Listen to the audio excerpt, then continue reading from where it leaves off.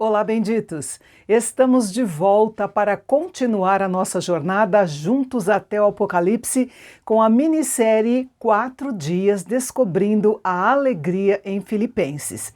E que alegria ter você aqui comigo! Ao longo desses 4 dias, vamos descobrir como manter o coração cheio de paz e alegria em Cristo, mesmo quando as circunstâncias não são favoráveis. Preparados? Então, abra sua Bíblia e vamos ao primeiro capítulo.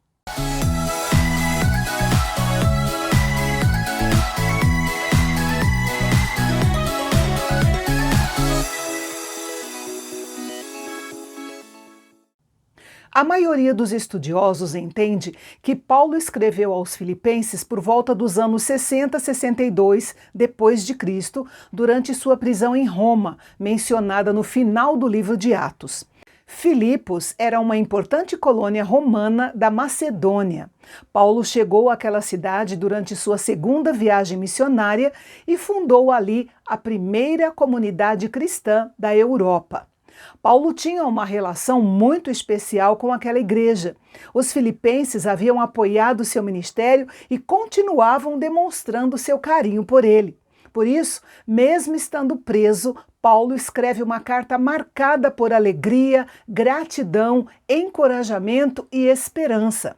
E isso é justamente o que torna essa carta tão interessante. Paulo não escreve sobre alegria porque sua vida está fácil, pelo contrário, ele estava preso.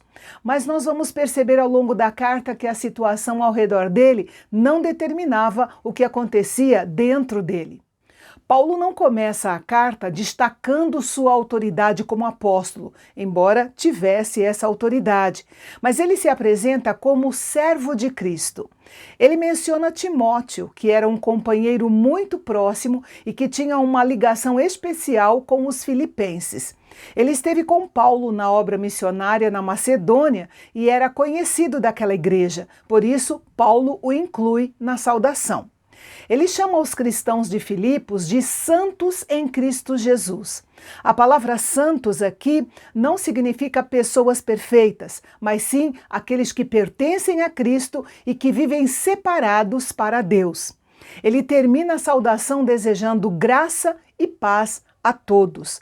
A ordem é interessante. Primeiro graça, depois paz. A paz que Paulo deseja não é a simples ausência de problemas, é a segurança de saber que estamos nas mãos de Deus, mesmo quando os problemas continuam existindo. Apesar de estar preso, quando pensa nos filipenses, Paulo agradece a Deus. Isso mostra que a gratidão pode mudar a maneira como enxergamos a vida.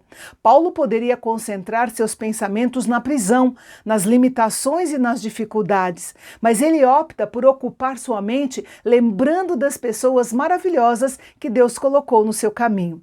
A igreja de Filipos era uma igreja que participava da missão de Paulo. Eles o ajudavam, apoiavam e permaneciam ao lado dele.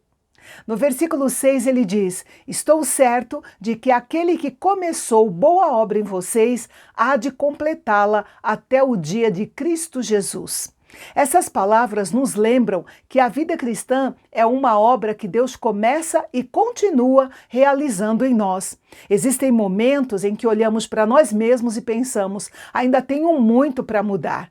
E realmente temos, mas a nossa esperança não está na nossa capacidade de sermos perfeitos, está na fidelidade daquele que começou a obra em nós.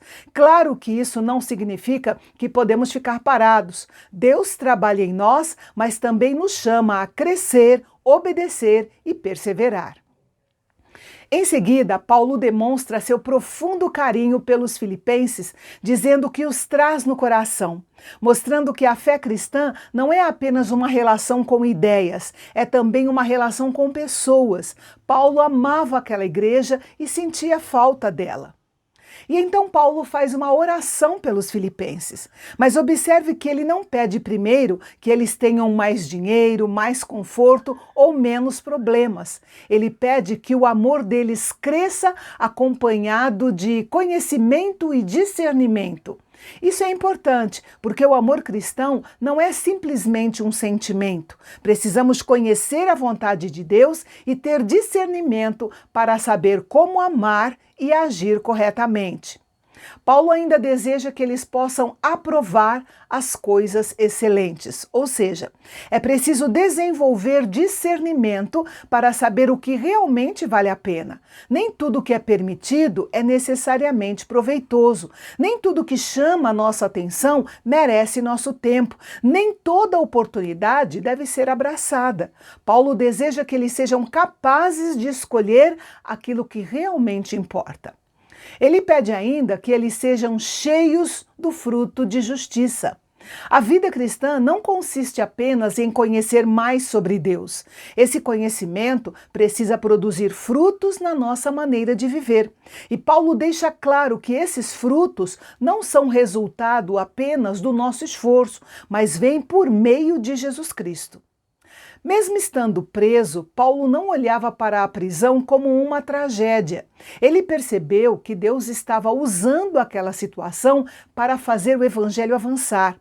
Ele também sabia que uma circunstância ruim não significava que Deus deixou de trabalhar. Toda a guarda pretoriana e todos os demais sabiam que ele estava preso por causa de Cristo. A guarda pretoriana era a tropa de elite do exército romano, responsável principalmente pela proteção do imperador e da sua família.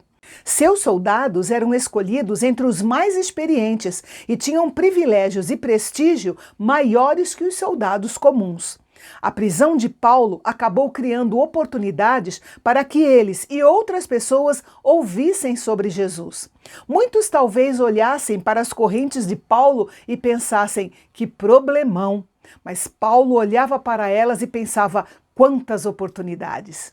Isso não significa romantizar o sofrimento. Significa reconhecer que Deus pode usar até as circunstâncias adversas para realizar os seus propósitos. Podemos pensar que, se nossa situação mudar, então poderemos servir a Deus melhor. Mas Paulo mostra o contrário. Nós podemos servir a Deus mesmo dentro de uma situação difícil que estejamos enfrentando. Paulo também fala de pessoas que pregavam a Cristo por diferentes motivos. Alguns anunciavam a Cristo com sinceridade, outros tinham motivações erradas. Mas Paulo diz: mas que importa? Uma vez que de uma forma ou de outra Cristo seja pregado, seja com fingimento, seja com sinceridade, também com isto me alegro. Sim, sempre me alegrarei. Paulo não estava preocupado em receber crédito. Ele queria que Cristo fosse conhecido. Isso nos ensina a humildade.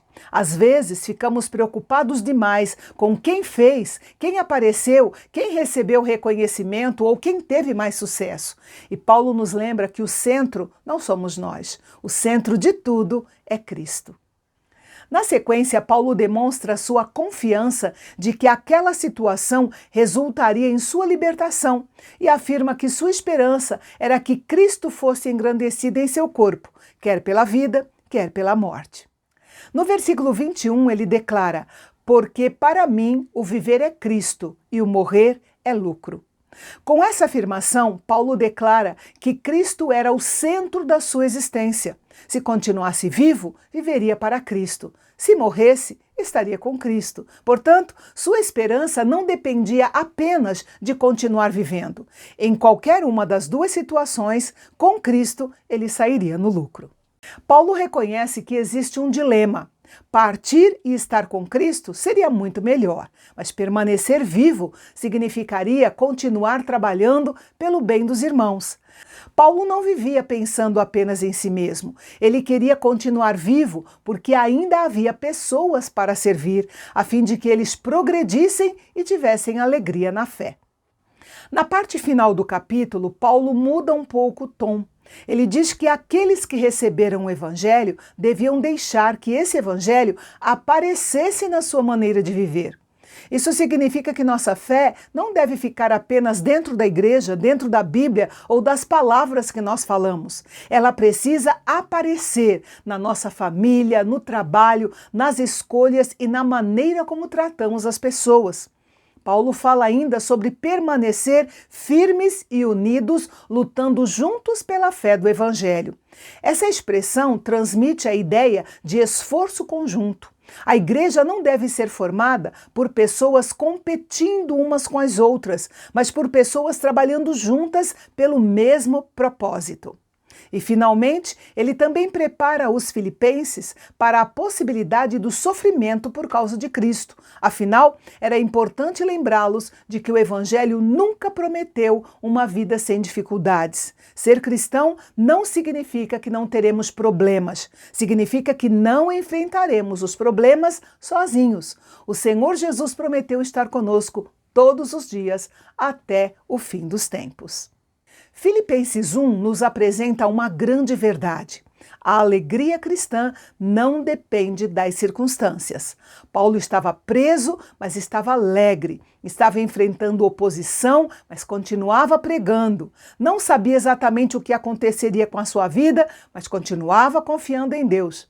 Talvez hoje você esteja vivendo uma situação que não escolheu.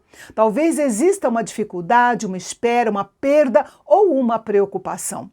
Este capítulo nos ensina a perguntar: como Deus pode me usar dentro dessa situação? Paulo descobriu que até suas correntes podiam se transformar em instrumento para o avanço do Evangelho. E essa pode ser uma das grandes lições deste capítulo. Quando Cristo é o centro da nossa vida, as circunstâncias podem mudar, mas a nossa esperança permanece. E no próximo episódio, Paulo nos convida a dar um passo além para descobrirmos o segredo da alegria que nasce da humildade e do serviço. Filipenses 2 nos traz um dos textos mais belos de toda a Bíblia sobre o exemplo de Jesus. Não perca o nosso encontro de amanhã, aqui no Canal Bendito, o nosso canal de Fala Fácil, onde a teologia é para todos.